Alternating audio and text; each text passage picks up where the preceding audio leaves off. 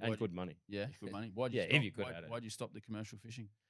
Well, so I was doing that out there for a few years, doing jewfish and mud crabs, and then unfortunately, I had a run in with some rival fishers.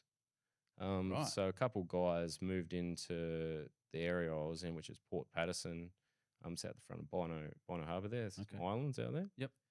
And these were actual commercial fishermen. Yes. Well. Yeah. So they were legal, but they were legal. Just, yeah. Okay. Legal, Yeah. So yeah, I'm not sure how it happened. I think it was a bit of a misunderstanding. But I'd come back from holidays from Fiji one time, and I went to put my pots in for a day, and I went to check them the next day, and I went out to one of the islands there, and all my pots were gone. I thought this is a bit strange. And I heard there was a new guy that moved into the area, and I'm thinking, oh, it must be this new guy. So I got a bit angry in that, and kept going about my way.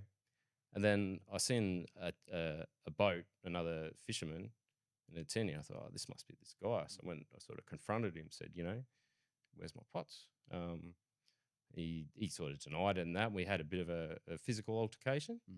Nothing too major. So well, maybe a little bit major, but we sort of separated, and I've got back into my boat, started heading off. Then I seen another fisherman come around the corner. Didn't realize these two guys were together. And he sort of approached me, and I kind of knew this guy. I was a bit familiar with him. Said, "Oh, I'll go see what he wants." So we pulled up beside each other, and little did I know, he actually had a machete hidden behind the windscreen of his boat. So when we sort of got close enough, we were in two boats side by side, but we were sort of standing within arm reach of each other. Quick as you could imagine, he's done 2 swings with a machete, and he's collected me fairly good. So the first one, I sort of got my hand up like that. It cut all the tendons in the hand. Jesus, you can see the scar there. Yeah, and you hit me in the side of the head, so it chopped the bottom of my ear off, and big gash behind my ear there. Bloody hell.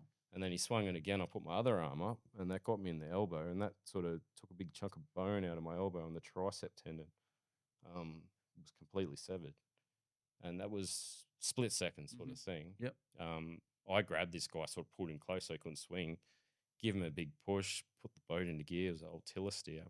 And even though them tendons were all cut, I could still grip the tiller. Right. I couldn't open my hand because they were cut, but I could still grip. Might have been a lot of adrenaline going as well. Oh, yeah. It was at this stage, it happened so quick. I was sort of just taking stock of what happened. I'm looking at my hand. I was looking at my arm. I was like, that's real bad. I'm driving away, and then I've looked behind me, and sure enough, these 2 blokes have come in behind me, and then the chase was on, so they were after me after that. I think I worked out it was about 7 or 8 miles they ended up chasing me for, and that whole time they were trying to ram my outboard. I've got a tiller steer; they had steering wheels. Yep. The machetes were waving, meat cleavers were waving, one in each boat.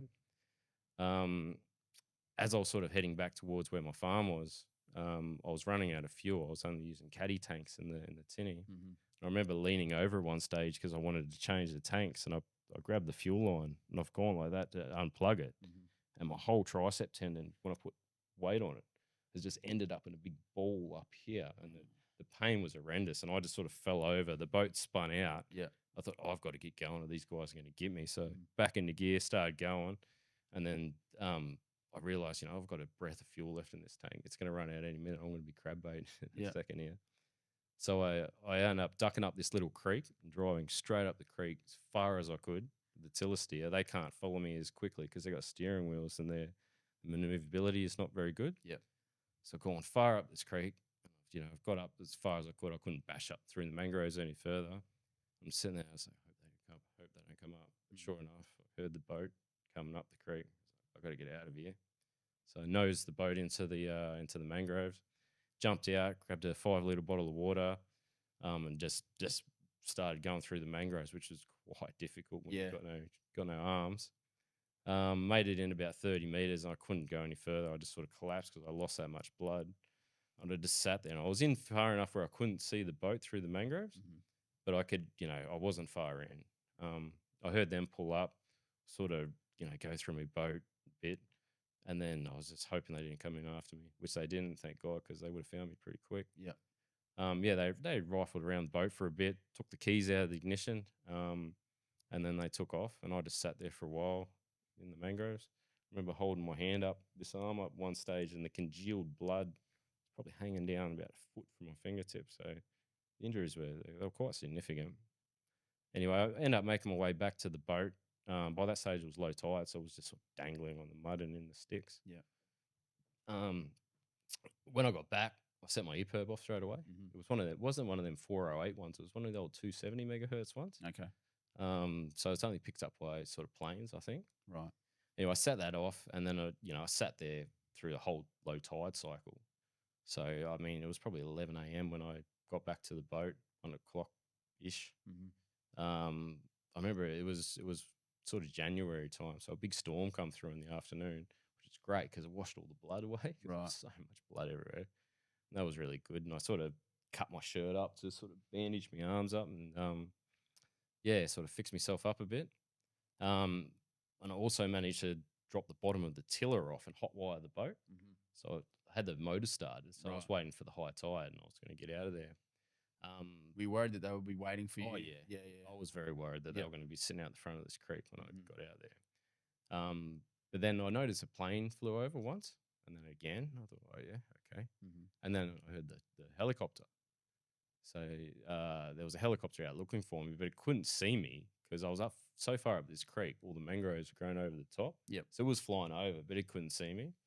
And by the time the tide was just almost up, ready sort of to start the boat and get out of there, they were sort of just going along the creek line. And as they were going along, the trees were parting.